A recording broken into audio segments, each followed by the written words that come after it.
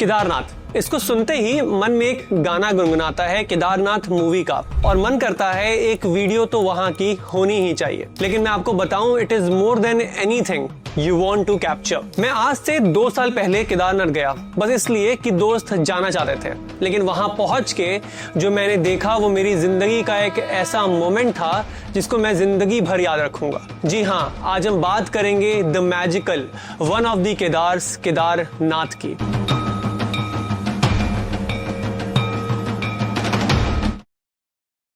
केदारनाथ जाना तो हर कोई चाहता है, लेकिन माना जाता है कि वहां जा वही पाता है जिसे भोलेनाथ का बुलावा आता है। हर साल लाखों लोग खतरनाक रास्ते, पहाड़ों की ठंड और तीखी चढ़ाई को पार करके भोलेनाथ की सिर्फ एक झलक के लिए पहुंचते हैं, भगवान शिव के एक रूप केदारनाथ महादेव के दर्शन के लिए। लेकिन इस यात्रा के पीछे सिर्फ श्रद्धा नहीं, एक गहरा इतिहास भी छुपा है। एक ऐसी कहानी जो महाभारत से शुरू होती है, पांडवों से जुड़ी है और आज के मॉडर्न भारत तक जारी है। इस वीडियो में हम आपको ले चलेंगे एक स्पिरिचुअल, हिस्टोरिकल और कल्चरल जर्नी पर, जहां आप जानेंगे केदारनाथ के इतिहास, उसकी कहानी और वो सब कुछ जो इस पवित्र धाम को एक मिरेकल ऑफ फेथ बनाता है। एक छोटी सी रिक्वेस्ट है जिसमें आप लोग के सपोर्ट की बहुत जरूरत है। मैं अपनी एक जगह बनाना चाह रहा हूं कंटेंट क्रिएटर्स में, और चाहता हूं कि अपने चैनल के जरिए एक सिंपल पर पावरफुल मैसेज हर किसी तक पहुंचाऊं कि अगर आप लाइफ में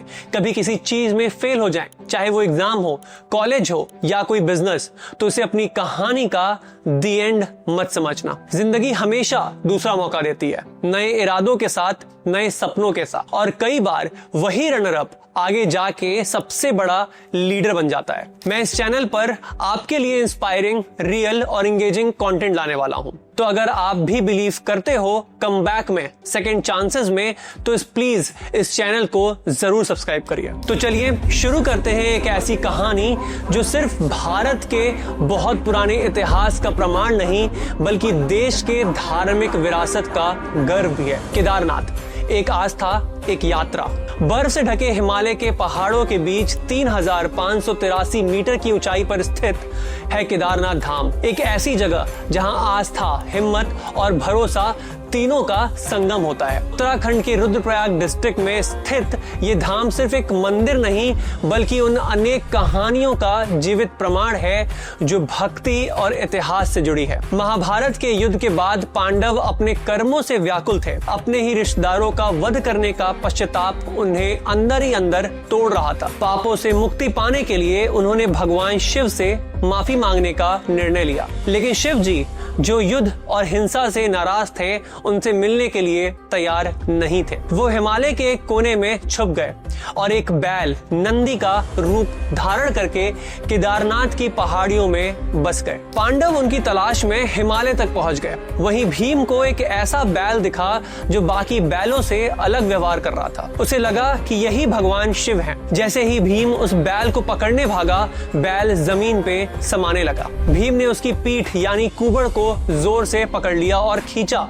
तभी भगवान शिव उस पीठ से प्रकट हुए और पांडवों को दर्शन दिए। उनकी भक्ति से प्रसन्न होकर शिव जी ने उन्हें माफ कर दिया और उनके पापों से मुक्ति दी। आज भी केदारनाथ मंदिर में शिव जी के दर्शन एक त्रिकोणीय शिवलिंग के रूप में होती हैं, जो उस बैल रूप की पीठ को दर्शाता है। ये सिर्फ एक प्रतीक नहीं, बल्कि उन भक्तों के विश्वास का स्तंभ है जो हर साल इस कठिन यात्रा पे निकलते हैं। गौरीकुंड से केदारनाथ तक का 22 किलोमीटर का ट्रैक, पत्थर के रास्ते, बर्फ के टुकड़ों, ऑक्सीजन की कमी और हड्डियां कपकपाने वाली ठंड के बीच एक ऐसा सफर है जो हर भक्त के लिए तपस्या बन जाता है। हर कदम पे सिर्फ एक ही नाम गूंजता है, हर हर महादेव। आज के समय में सुविधा बदली है, हेलीकॉप्टर से भी लोग केदारनाथ पहुंचने लगे हैं। 2024 की 4 धाम यात्रा में लगभग 16.5 लाख भक्तों ने केदारनाथ के दर्शन किए, जिसमें लाखों हेलीकॉप्टर से आए और बाकी लोगों ने अपने हौसले और विश्वास के दम पर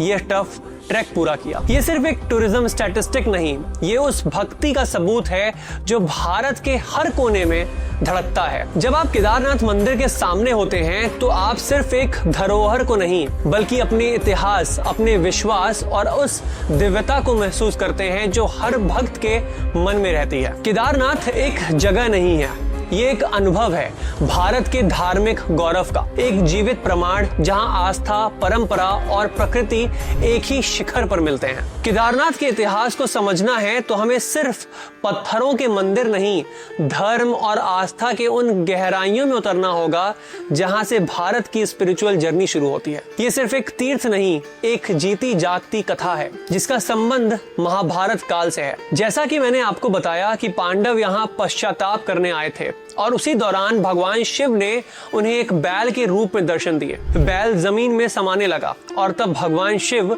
अलग अलग अंगों में प्रकट हुए, जिसे हम पंच केदार के रूप में जानते हैं। केदारनाथ जहां शिव जी का कुबड़ हम प्रकट हुआ, टुंगनाथ भुजा, रुद्रनाथ मुख, मध्यमेश्वर नाभि, कल्पेश्वर जटा, इन सब में सबसे पवित्र और प्रमुख स्थान है केदारनाथ, जहां शिव जी का कुबड़ प्रकट हुआ था। कहा जाता है कि इस जगह पे पांडवों ने ही पहला शिवलिंग स्थापित किया था, एक प्रतीक अपने पापों के मुक्ति का और भक्ति के सर्वोपरि होने का। लेकिन समय के साथ ये स्थान बर्फ में छुप गया और तब आए आदि शंकराचार्य और उन्होंने केदारनाथ को फिर से एक धार्मिक सेंटर बनाया और यहीं से शुरू हुई चार धाम यात्रा की परंपरा, जो हिंदू धर्म में मोक्ष के मार्ग का प्रतीक है। तो दोस्तों, केदारनाथ सिर्फ एक मंदिर नहीं, ये भक्ति, तपस्या और त्याग का स्तंभ है। यहाँ की हर पत्थर में पांडवों के पश्चाताप की कहानी है और हर भक्त के कदम में उनकी आस्था की गूंज है। इस मंदिर की रचना 1000 साल पुरानी है और मंदिर की बनावट एकदम अद्भुत। ये कट्यूरी स्टाइल में बना है। प्राकृतिक भारी भरकम ग्रे स्टोन्स का इस्तेमाल हुआ है, जिन्हें बिना सीमेंट या लाइम के आपस में इतनी सुविधा से जोड़ा गया है कि ये सदियों से हिमालय के एक्सट्रीम वेदर का सामना करता आ रहा है। बर्फ, आंधी, तूफान, भूकंप या 2013 का फ्लड हो, केदारनाथ मंदिर अनइमेजिनेबल रूप से सब कुछ झेल गया। कई लोग कहते हैं कि ये मंदिर स्वयं महादेव की कृपा से सेफ है। मंदिर के अंदर स्थापित है एक त्रिकोणकर शिवलिंग, जो अपने आप में अनोखा है। दूसरे ज्योतिर्लिंगों में शिवलिंग गोल होता है, लेकिन केदारनाथ का शिवलिंग विशेष रूप से ट्रायंगुलर है। ये बताता है कि भगवान शिव यहाँ अलग रूप में विराजमान है। मंदिर के अंदर गर्भगृह में आपको पार्वती माता, नंदी और पांडवों की मूर्तियां भी मिलेंगी, जो इस धाम को और भी पवित्र बना देती हैं। और सिर्फ इतना ही नहीं, मंदिर के पीछे स्थित है आदि शंकराचार्य की समाधि। आदि शंकराचार्य ने भारत भर में 4 धाम की स्थापना की थी और केदारनाथ उनमें से एक की लोकेशन था। इस मंदिर की हर एक ईंट, हर एक मूर्त और हर एक कहानी भारत की धार्मिक विरासत का एक जीवंत गीत है। ये जस्ट एक मंदिर नहीं, एक दिव्य संकल्प है, जहां हर भक्त सिर्फ भगवान के दर्शन ही नहीं, अपनी अस्तित्व को भी महसूस करता है। लेकिन वो कहते हैं ना, जब इंसान भगवान की एग्जिस्टेंस को भूलने लगता है तब होता है विनाश। और ऐसे ही हुआ साल 2013 में, जिसको कोई भी हिंदुस्तानी भूल नहीं सकता, जब उत्तराखंड पर प्रकृति ने सबसे खतरनाक रूप दिखाया। मंदाकिनी और अलकनंदा नदियां अपनी पूरी तेजी में बह रही थी और केदारनाथ बन गया था एक जीता जागता नरक। हजारों लोगों ने अपने घर, परिवार और पूरी जिंदगी खो दी। ये थी हिमालयन सुनामी, एक ऐसी तबाही जिसमें सब कुछ पल भर में मिट्टी में मिल गया। लेकिन इस अंधकार के बीच एक चमत्कार हुआ,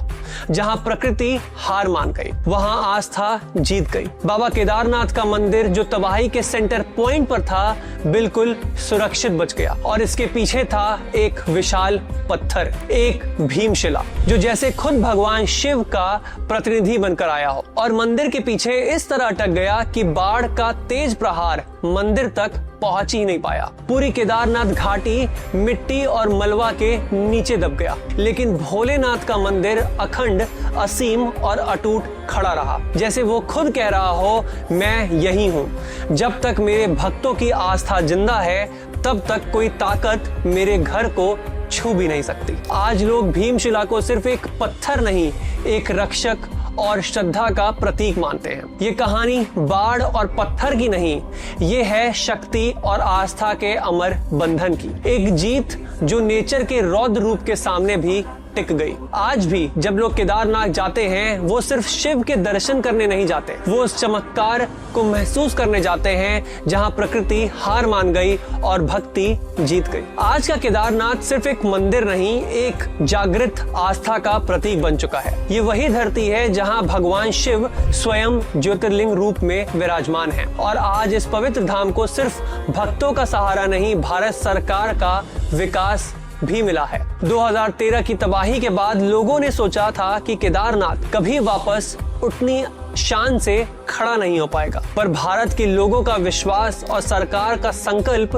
दोनों ने मिलकर इस धाम को एक स्पिरिचुअल मार्वल बना दिया। पीएम मोदी ने स्वयं कई बार केदारनाथ का दौरा किया, लेकिन आज भी केदारनाथ में कई बेसिक व्यवस्थाओं की कमी क्लियरली दिखाई देती है। जैसे आपने देखा होगा 2 मई को जब मंदिर के दरवाजे खुले तो इतनी ज्यादा भीड़ थी कि कई भक्तों को काफी परेशानी का सामना करना पड़ा। बड़ी दुखद बात थी कि कई लोगों ने दूर दूर से आकर दर्शन की उम्मीद लगाई थी, लेकिन बिना शिव जी के दर्शन किए ही उन्हें वापस लौटना पड़ा। इसलिए मेरा सरकार से निवेदन है, केदारनाथ जैसे पवित्र धाम की सुरक्षा और संरक्षण हम सब की जिम्मेदारी है। ये सिर्फ आज के लिए नहीं बल्कि फ्यूचर जनरेशन के लिए भी जरूरी है। कुछ जरूरी कदम उठाए जाने चाहिए। हर दिन भक्तों की एक सीमित संख्या फिक्स की जाए, ऑनलाइन स्लॉट बुकिंग सिस्टम और लाइव क्राउड मॉनिटरिंग हो, medical facilities, emergency response team और रेस्ट पॉइंट का प्रॉपर अरेंजमेंट हो। केदारनाथ की यात्रा सिर्फ एक ट्रिप नहीं है,